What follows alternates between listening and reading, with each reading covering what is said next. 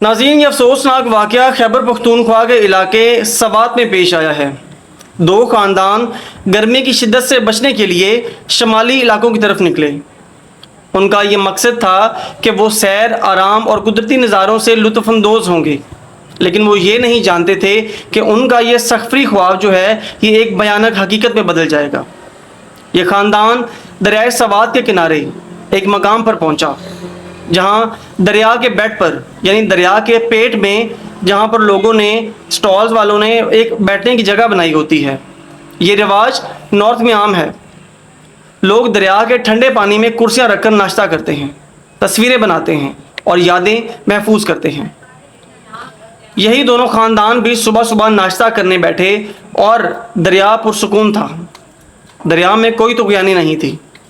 مقامی لوگوں کا کہنا ہے کہ پانی معمول کے مطابق بہہ رہا تھا، کوئی طغیانی کسی قسم کے نہیں تھی۔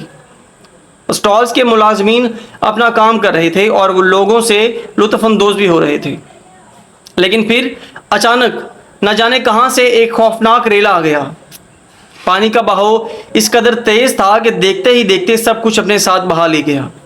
خاندانوں نے اپنی جانیں بچانے کی ہزار کوشش کی اور دریا کے بیچ ایک اونچے ٹیلے پر پناہ لے لی، مگر یہ ٹیلا بھی پانی کے دباؤ میں آہستہ آہستہ دبنے لگا۔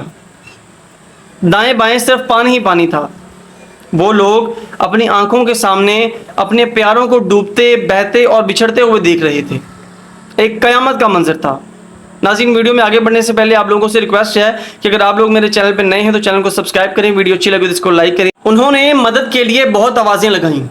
مقامی لوگ دوڑے، ریسکیو 1122 کو اطلاع دی اور ان کی جانب سے کہا گیا کہ وہ صرف 10 سے 15 منٹ کے فاصلے پر ہیں، لیکن حقیقت میں وہ 1.5 سے 2 گھنٹے کی تاخیر سے پہنچے اور تب تک بہت دیر ہو چکی تھی۔ ابتدائی طور پر مقامی لوگوں نے ریسکیو کی بہت ساری کوششیں کی اور وہی اصل ہیروز بھی ثابت ہوئے۔ پھر فوج آئی، لیکن تب تک پانی کا بہاؤ اس خطرناک حد تک بڑھ چکا تھا کہ وہ کچھ بھی نہیں کر سکے۔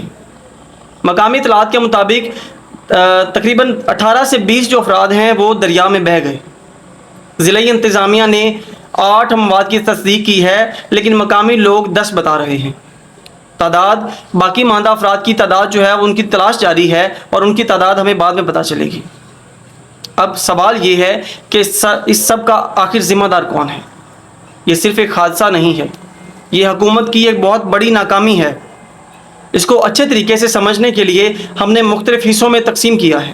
نمبر 1 ہے ریسکیو ٹیم کی تاخیر سے آنا۔ جب ریسکیو ادارہ قریب ہو کر 1.5 سے 2 گھنٹے میں پہنچے تو یہ کسی غفلت سے کم نہیں ہے، خاص طور پر محرم جیسے حساس موقع پر، جب ہنگامی تیاری مکمل طور پر ان کے پاس ہونی چاہیے۔ نمبر 2 ہے کہ دریا کے اندر اگر اسٹال کی اجازت ہے اور اگر دریا اتنا خطرناک ہے تو اس طرح کے کاروبار کیوں؟ کیا ان سٹالز کو حکومت نے اجازت نہیں دی؟ اور اگر اجازت دی ہے تو حفاظتی اقدامات کیوں نہیں کیے؟ اب آتے ہیں دوسری طرف۔ انتظامیہ یہ دعویٰ کر رہی ہے کہ دفعہ 144 نافذ کی گئی تھی، لیکن اس کا نفاذ کہاں تھا؟ اگر قانون موجود تھا تو دریا پر سٹالز کیسے کھلے؟ کیا مقامی پولیس، ٹورزم پولیس، ضلعی انتظامیہ سب لوگ سو رہے تھے؟ اب سیاحوں کو الزام لگایا جا رہا ہے اور یہ ایک بہت بڑی بے شرمی ہے۔ جب لوگ ٹورزم کے لیے آتے ہیں تو سیلفیاں اور ویڈیوز بنانا ایک نارمل بات ہے۔ اب ان کو یہ کہنا کہ وہ تصویریں بنا رہے تھے اس لیے ڈوب گئے، یہ ظلم ہے، یہ بے شرمی کی بات ہے اور یہ اس سسٹم کی ناکامی ہے۔ یہ سانحہ صرف دریا میں ڈوبنے کا نہیں بلکہ سسٹم کے ڈوبنے کا سانحہ ہے۔ ہماری لاپرواہی، حکومتی نااہلی اور اداروں کی غیر ذمہ داری نے مل کر یہ معصوم جانیں لی ہیں۔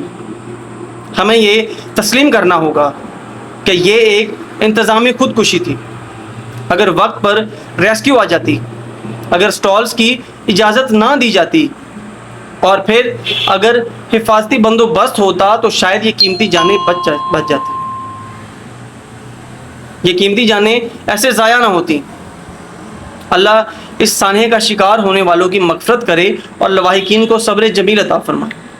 آج کی ویڈیو کے بارے میں آپ لوگوں کو کیا رائے ہے؟ کمنٹس میں اپنی رائے کا اظہار ضرور کیجیے گا۔